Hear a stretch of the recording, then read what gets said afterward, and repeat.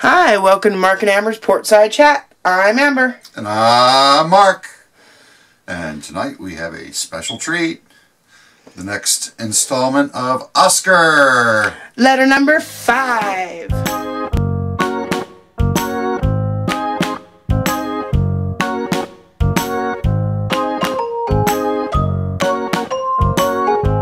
who the heck is Oscar? If you're just tuning in, Oscar was an older gentleman, a friend of my grandmother's. Back in the 1980s, he was 93 years old. He emigrated from Russia to the U.S. as a young boy. And we have some letters he wrote to my son when he was about 8 years old, chronicling his adventures as a young lad. So you'll have to subscribe to see more. We got maybe a dozen more, and we're on number 5. So you can't miss the story. Hi. So, without further ado, we're off to letter 5. This is dated April 13th, 1988. About 2 weeks after we arrived in Poughkeepsie, the home of my travel passenger's husband, he had to go to New York on a business shopping trip to buy some dry goods. I may have mentioned before that he was a peddler of all kinds of linens, towels, sheets, pillowcases, and other dry good items. Since he was going to be in New York, he decided to take me along with him, expecting to trace my father's address, which I had lost aboard ship, on the way to Halifax, Canada. The first thing this man did upon arrival was to go downtown to the east side, where the wholesale firms were located, to purchase the items he listed. Late in the afternoon, we went to the Jewish quarters to try to trace my father's residence. Most of the people were not listed in a phone book in those days, so it posed a difficult undertaking under the circumstances. To start with, he asked me to describe my father, what he looked like, and if there were any unusual distinguishing marks about his appearance. I described my father's appearance when I saw him last. After inquiring of many local residents, we found no one who seemed to recall such an individual living in that section of town. It then occurred to me that my father remarried in Austria after escaping the Russian border. So we went to the Austrian immigrant residential section, and we began to canvass a number of apartment houses in that area. Most of those tenement buildings contained approximately 50 apartments or more, so we consumed several hours in that search. While my friend walked from place to place, knocking at doors, I sat on steps or stoops dozing. It was well into the evening by this time. Within several hours, a lady who owned a small grocery store recognized the description of my father's image, and she told us that a family by the name of Siskind lived several buildings away at number 82 Avenue C in Manhattan. Ooh, Manhattan. Manhattan. By the time we reached that building, it was 11 p.m., and my friend was directed to an apartment on the 3rd floor. The man knocked on the door, and soon a man dressed in pajamas and half asleep came to the door asking what he wanted. Another mysterious stranger.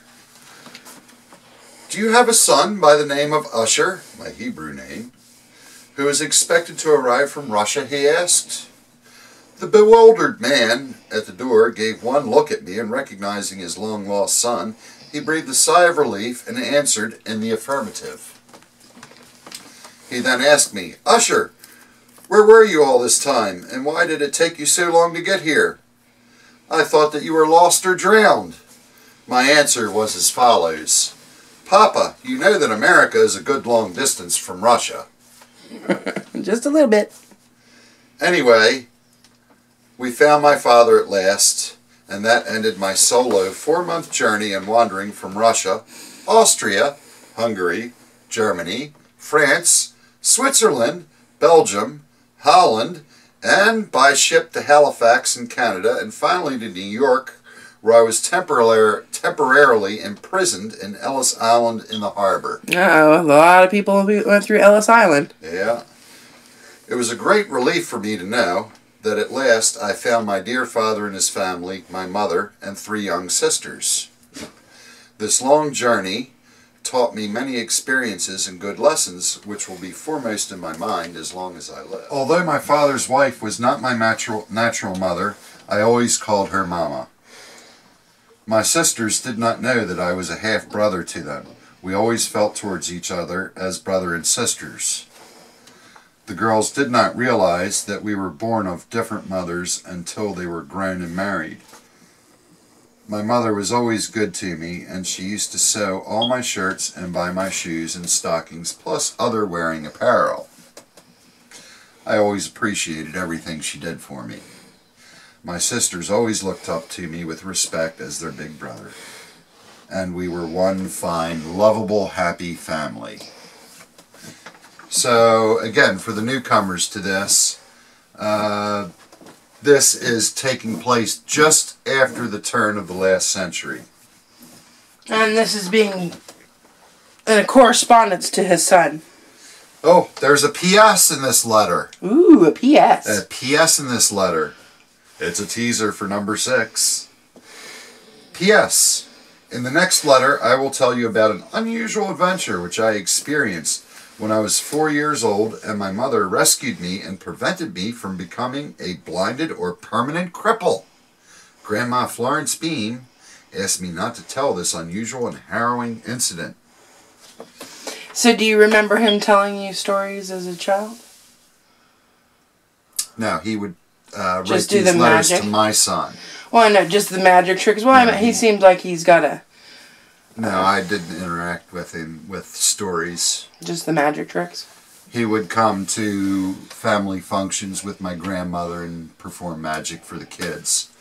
Because, as you found out in previous epistola, he learned magic. I think it was previous. It could be coming up. I forget. So, anyway, I looked up on Google Map number 82 Avenue C in Manhattan. It is a 3-story apartment building, and it goes like 3/4 of the way around the block. I saw the door with number 80, a door with number 84. In the center was like a gate type thing, and it was to a green area common, you know, in between the apartment complex. So I guess number 82 got blown out for, you know, a gate to the atrium of the apartment complex. Well, if we can find the pictures, maybe I'll include that in the video. Well, it looks like your basic brick building. And A little history. I don't know if I can snatch Ellis Island. a Talk picture about of that. Google. Well, of course, everybody had to pass through Ellis Island at one time. I don't know much about Ellis Island.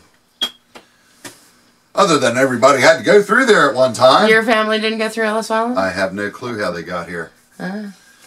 For all I knew, they could be undocumented immigrants. You know, it's funny because a lot of people, you know, think that I assume that, you know, they want to think the best. There are people migrated here with big plans and all that. I know that one of my relatives, I forgot how the relation worked, but evidently he got involved with a girl and had to leave. So I'm assuming he got her pregnant, and Yes, back my in the family. day, that was probably not a good thing, so, you know. Yes, my family weren't too happy. The English side wasn't too happy that the Irish side entered into the family. Yeah, well, that was always a big thing, too.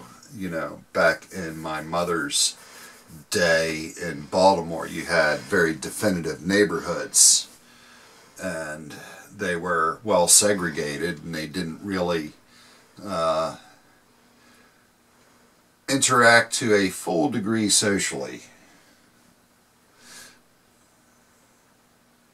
I remember being at a family event and hearing a couple talk. They were like in their 80s. And the one girl was, the lady was Catholic, and I don't know, probably Irish or whatever, and she married an Italian, which was, oh my God, that was just the worst thing you could do. Evidently in I don't know, somewhere around the wartime era, I'm guessing. I don't have a clue about her history, just going by the age of the people. But that was Oscar's 5th installment. And I can tell you, the next story is quite interesting. I remember this one. So you will definitely want to subscribe to find out what this harrowing story is. Very interesting. Much better than this one. So, hit the like button, leave a comment, and stay tuned for more Oscar up and coming. And have an awesome day. Thanks for watching.